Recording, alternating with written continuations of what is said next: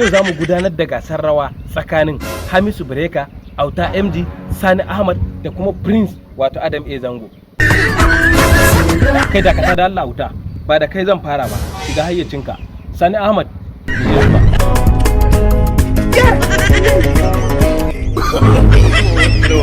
kai gaskiya Sani Ahmad wannan karan ba kai kokari ba kwata-kwata. Na yi tsammanin abin da ya fi haka a gare ka.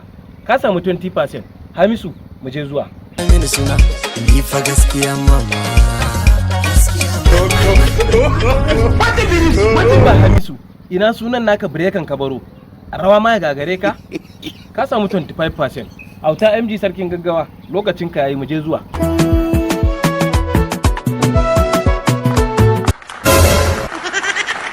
To, wannan karan Auta ba laifi.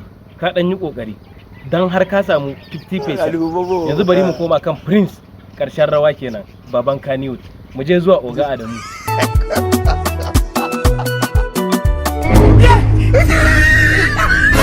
Kai! Na gode Prince. Wannan alƙalanci ya fi ƙarfi na. Yan comment section ku zan barwa zaɓi. Prince nawa ya kamata a bashi, fasan nawa ya ci a wannan rawa da ya yi. Mu haɗu a na gaba.